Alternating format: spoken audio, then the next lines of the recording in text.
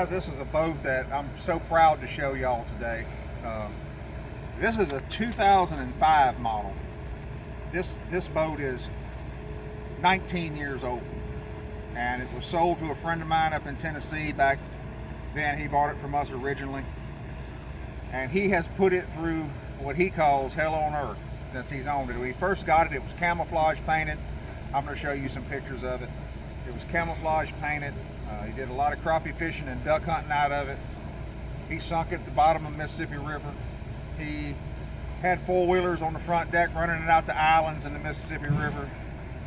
He used it to plow over trees and beaver dams and all kind of stuff you ought not be using a boat for, and just put it through, tournament fished out of it, put it through absolute torture. And there is not a dent in the boat anywhere. We did absolutely zero dent fixing or weld repair. All he did was have us come in and we cut out a couple of boxes. We added him a rod locker. We repainted it. We re-hydroturfed it for him. We fixed up some electrical stuff he had going on in it. And then he put some modern electronics on it. And let me tell you what, guys, this thing looks like the day it rolled off the showroom floor. And it's 20 years old for all intents and purposes. So give me the phone, I'll walk through the boat with you.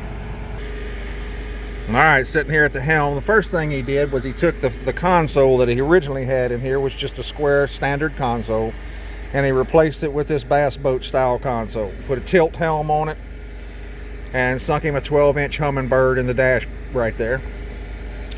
Right here to the left of me, he's got a storage box that's lined with hydroturf, and it goes all the way through underneath there. He can also open that lid right there and access the other half of it. And back here in the back, this is how we used to do these. Just had one lid back there, but all he's got back there is cranking batteries, trolling motor batteries, and gas tank back here on the back deck. Had us replace all of his seat brackets because these bushings were all worn out and all the seat brackets that he had. He did not have that rod locker in there. We added the rod locker for him, and that rod locker has got plenty of room, runs way up into the front deck there, and it's lined with hydroturf inside there. All nice. This is where the original live well was, so he kept it right there in that spot. So he's got a live well in here. Then up here in the front, he's got a drop deck, which is popular up there in West Tennessee. Underneath there, he's got all of his electronics for his GSL 10 box and some breakers and stuff for live scope and things like that. Life jackets he can throw in there. He's got it set up. He was a big spider rigging guy, and I think he's going to probably do away with that and go to live scope one poling. And man, is he set up for that. Look what he's got up here. So we've got a 360, Humminbird 360 on a 12-inch Humminbird up there. He'll use that for mapping as well. And then he's got a 12-inch Garmin.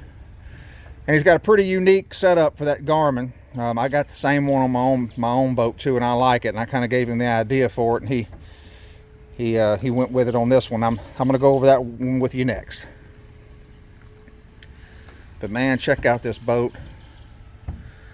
Brand spanking new. That is the original 2005 115 Yamaha on the back of this boat.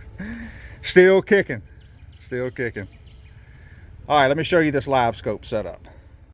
All right, so what he did was he's got that Ultrex set up with 360 on it.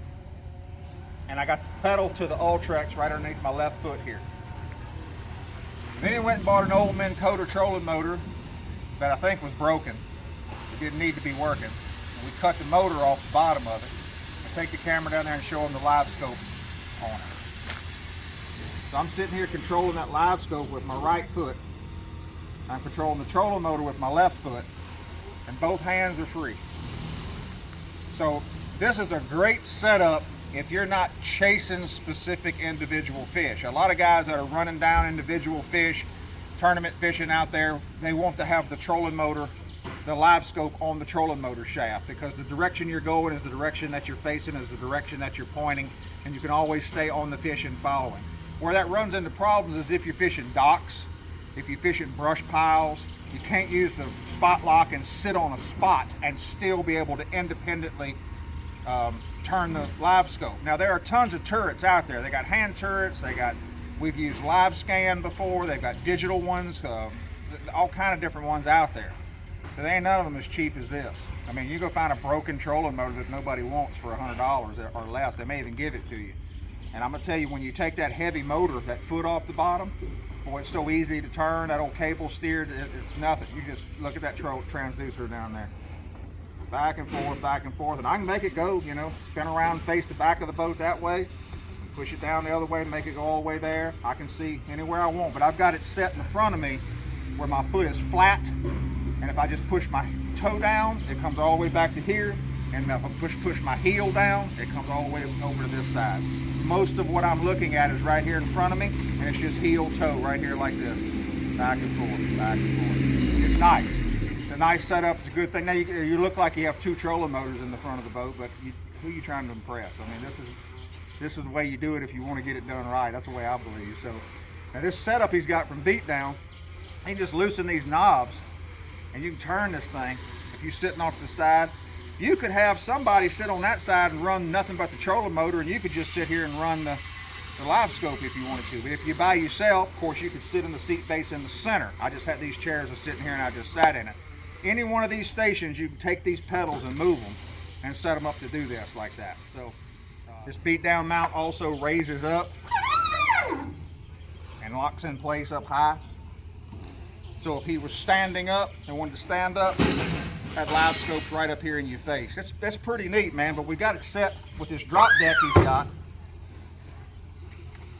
We'll put the live scope on the bottom, because look right here.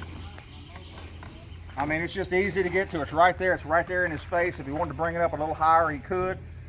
It's just an ideal setup, man. It really is an ideal setup for what he's doing. He's retired now. He's gonna be doing a little guiding on the lake and fishing with his son. It's just perfect setup for him. So we're super proud of it because it has stood the test of time from a good old buddy of mine in Tennessee who I know can put a boat through hell for 20 years. And to see how beautiful it looks after all this time with just a little aesthetic touch up and paint and hydroturf was a remarkable project that we did for him. And I can't wait to show it. He hadn't seen it yet. So I'm gonna get it to him probably next week, and just something we could do at Gator Trax Boats for you. You know, when we talk about buying a boat one time, this is what we mean, buying a boat one time. Thanks for checking it out, guys.